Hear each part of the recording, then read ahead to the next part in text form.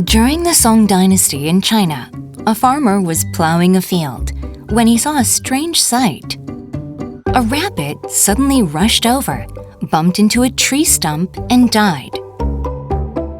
The farmer, who got a rabbit meat for free, threw away his plow and just sat in front of the stump since that day. But he couldn't get a single rabbit even after waiting for many days.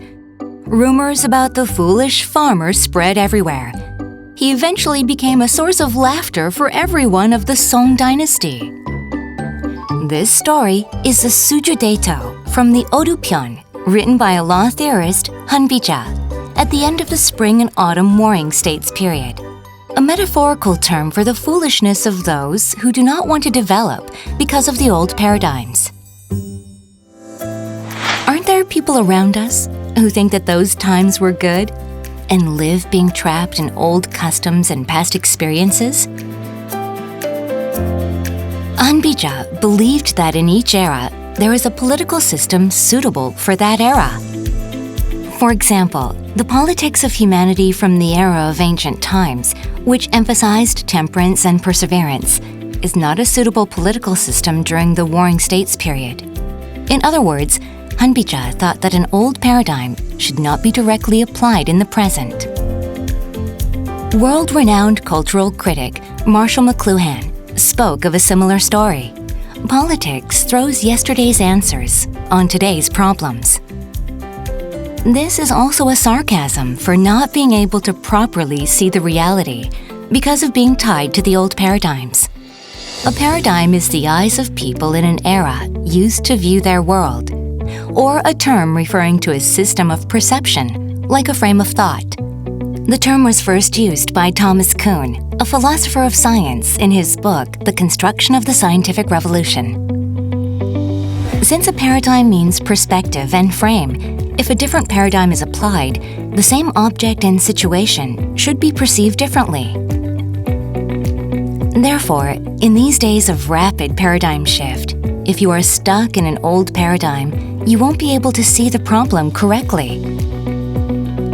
After entering the Fourth Industrial Revolution, there are numerous companies that have shut down for not making the necessary changes. In 7 Habits of Highly Effective People, before discussing the 7 habits, Stephen Covey explains the concept of paradigm in detail.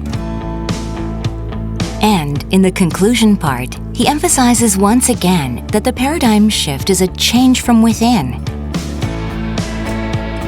This is because they thought that the 7 habits would be meaningless if the paradigm was not established correctly. Covey compares the paradigm to a map. A map is a guide for us to find our destination. Of course, only when the map is accurate, we can arrive at our destination.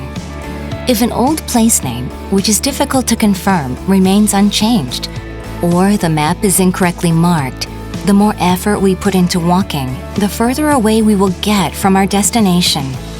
In the end, the sweat and effort you shed will become meaningless for walking in the wrong direction.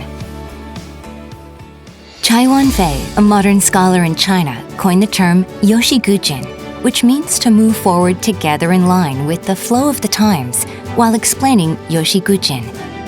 Chai Wan-fei lamented the situation of the country suffering from the Western powers in the early 20th century. He hoped that China would overcome the difficulties by breaking away from the old paradigms and accumulating a paradigm suitable for the flow of the new era. Chai Wan-fei's yoshigujin was not simply to adapt to the flow of the times, but to move forward while creatively and proactively adapting to the changes of the times.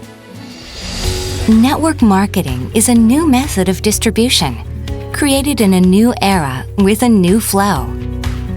Therefore, it is also the mission of all network marketers to break away from the old paradigms and to create a new industrial ecosystem. In the era of paradigm shift, it depends on your choice whether to stay in the past or to lead this change to success.